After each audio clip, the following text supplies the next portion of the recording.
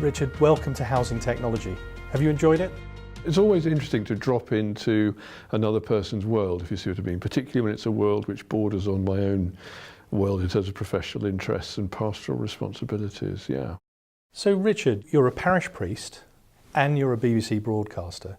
How do you juggle your life? With varying degrees of success, I think is the truthful answer. I'm a half-time vicar because my parish can only afford a half stipend. But of course there's no such thing as a half-time expectation or a half-time life, so that takes up a lot of time.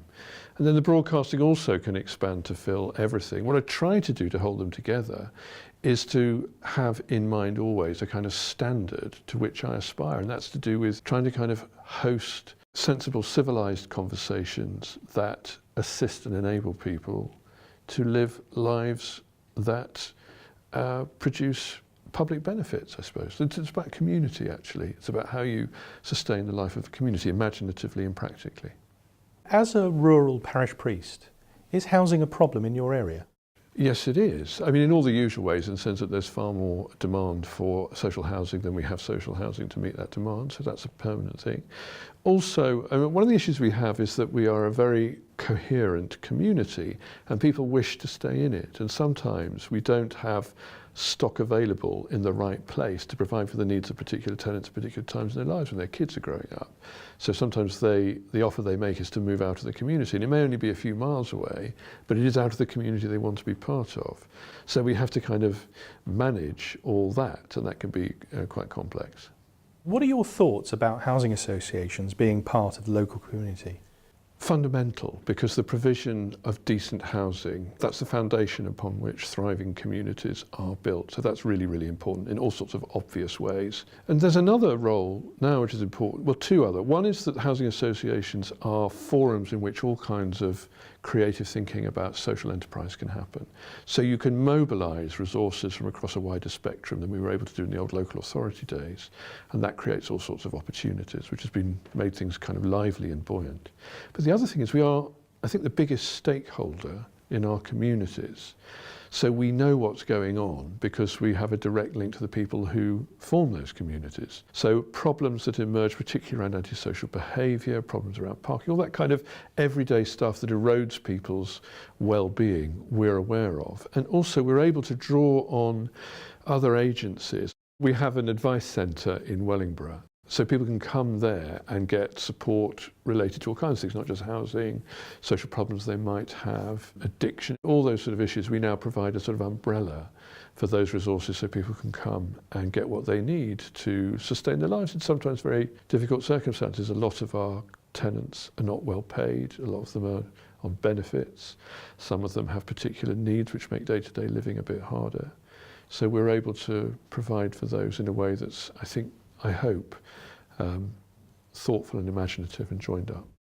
Our audience really appreciated what you had to say, not just about your own life, but the way in which you integrated that with a chronological flow of things that had happened. How do you think the technology and the data, because you mentioned that, how do you think that is impacting in a social housing context?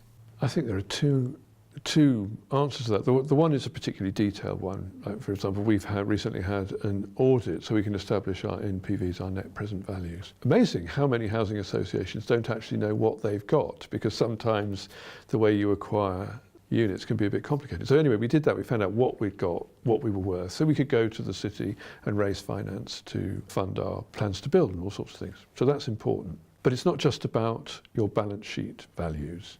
Of course, there are enormous social value that comes out of social housing, but that's much harder to measure. So sometimes you'd feel you would go to board and you'd have hard numbers to tell you about the financial material assets you've got, but then just something vague like a smiley face to give you an indication of the social benefits of what we do. So I think one of the ways technology could really help is in developing metrics that can capture and reflect the social value of what we do, and to make a more powerful case to that, because it's just all too easy to yield to the story that numbers tell, but numbers don't tell the whole story. So that's one.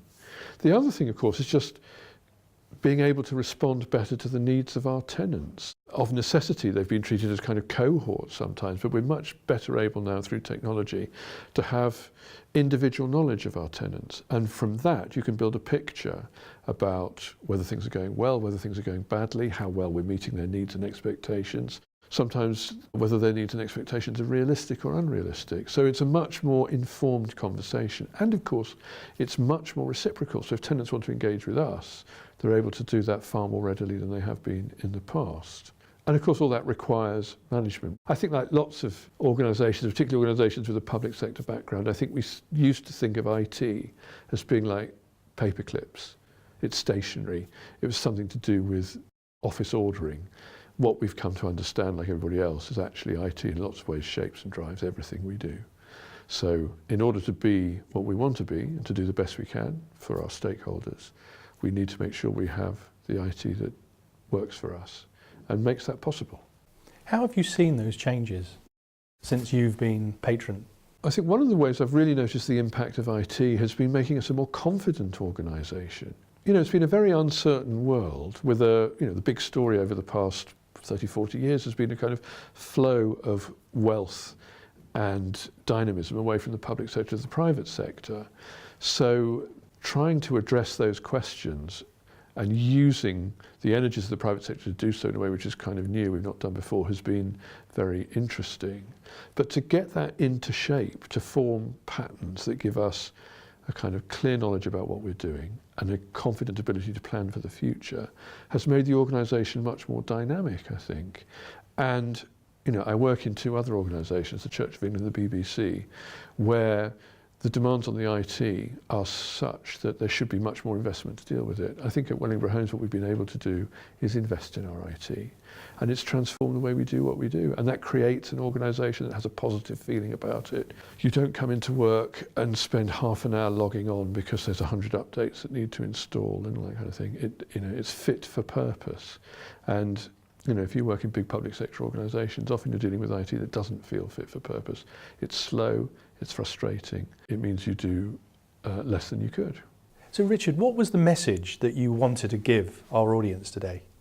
I would be really excited about the opportunities of working to mobilise all the expertise and experience and creativity and imagination in the IT end of what we do, to inform everything else we do too, to create that atmosphere of possibility, to create a culture in which transformation is not just a kind of empty word, but is actually linked to positive concrete steps that you can do to take your organisation to where you want it to be.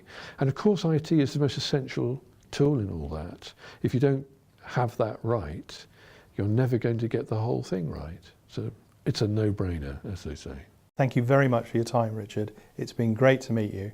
I look forward to working with you in the future. Thank you very much, George. It's been a pleasure.